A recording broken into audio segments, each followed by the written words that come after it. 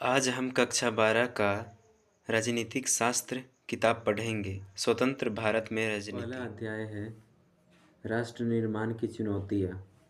नए राष्ट्र की चुनौतियाँ। सन 1947 के 14-15 अगस्त की मध्य रात्रि को हिंदुस्तान आज़ाद हुआ। स्वतंत्र भारत के प्रथम प्रधानमंत्री जवाहरलाल नेहरू ने इस रात संविधान सभा के एक विशेष सत्र को संबोधित किया था। उनका यह प्रसिद्ध भाषण भाग्यवधु से चिर प्रतीक्षित भेंट या ट्रिस्ट विद डेस्टिनी के नाम से जाना गया। हिंदुस्तान की जनता इसी क्षण की प्रतीक्षा कर रही थी। आपने इतिहास की पाठ्यपुस्तकों में पढ़ा है कि हमारी आज़ादी की लड़ाई में कई आवाज़ें बुलंद थीं। बहरहाल दो बातों पर सबकी सहमति थी।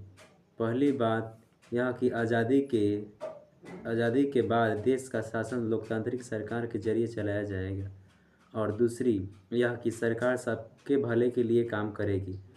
इस शासन में गरीबी और कमज़ोरों का खास ख्याल रखा जाएगा। देश अब आज़ाद हो चुका था और आज़ादी से जुड़े इन सपनों को साकार करने का वक्त आ गया था। यह कोई आसान काम नहीं था। आज़ाद हिंदुस्तान का जन्म कठिन परिस्थितियों में हुआ। हिंदुस्तान सन 1947 में जिन हालातों के बीच आज़ाद हुआ, शायद उस वक्त तक कोई भी मुल्क वैसे हालात में आज़ाद नहीं हुआ था। आज़ादी मिली, लेकिन देश के बंटवारे के साथ। सन 1947 का साल अभूतपूर्व हिंसा और विस्थापन की त्रासदी का साल था। आज़ाद हिंदुस्तान को इन्हीं परिस्थितियों में अपने बहुविध लक्ष्यों को हासिल करने की यात्रा शुरू करनी पड़ी। आज़ादी के उन उथल-पुथल भरे दिनों में हमारे नेताओं का ध्यान इस बात से नहीं भटका कि यह नया राष्ट्र चुनौतियों की चपेट में है। नए राष्ट्र की चुनौतियों के बारे में पढ़ चुके हैं। अब पढ़ेंगे 3 चुनौतियाँ। अब पढ़ेंगे राष्ट्र निर्माण की 3 चुनौतियों के बारे में। 3 चुनौतियाँ क्या है? मुख्य तौर पर भारत के सामने 3 तरह की चुनौतियाँ थी। पहली और तत्कालिक चुनौती एकता के सूत्र में बंधे एक ऐसे भारत को गढ़ने की थी जिसमें भारतीय समाज की सारी विविधताओं के लिए जगह हो। भारत अपने आकार और विविधता में किसी महादेश के बराबर था। यहाँ अलग अलग बोलने वाले लोग थे, उनकी संस्कृति अलग अलग थी और वे अलग अलग धर्मों के अनुयायी थे। उस वक्त आमतौर पर यही माना जा रहा था कि इतनी विविधताओं से भरा कोई देश ज़्यादा दिनों तक एकजुट नहीं रह सकता। देश के विभाजन के साथ लोगों के मन में समाई यह आशंका एक तरह से सच साबित हुई थी। भारत के भविष्य को लेकर गंभीर सवाल खड़े थे। क्या भारत एक रह पाएगा?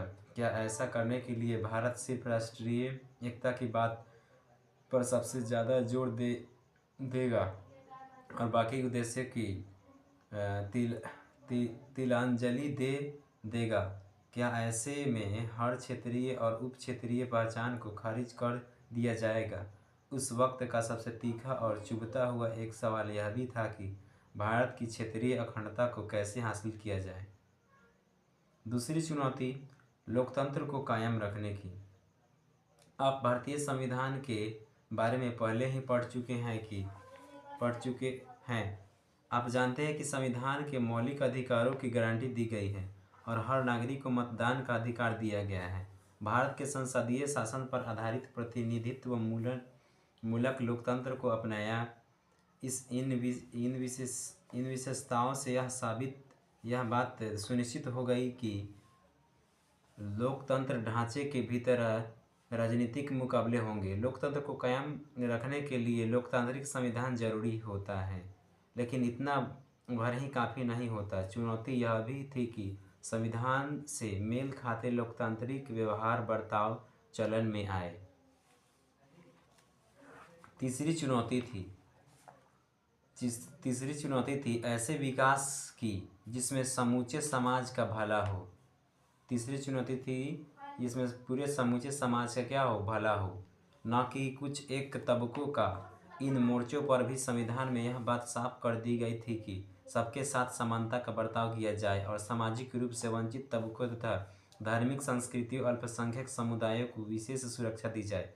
संविधान ने राज्य के नीति निर्देशक सिद्धांतों के अंतर्गत लोक कल्याण के उन लक्ष्य को भी स्पष्ट कर दिया था जिन्हें राजनीति को जरूर पूरा करना चाहिए। अब असली चुनौती आर्थिक विकास तथा गरीबी के खात्मे के लिए कारगर नीतियों को तैयार करने की थी। आज़ाद हिंदुस्तान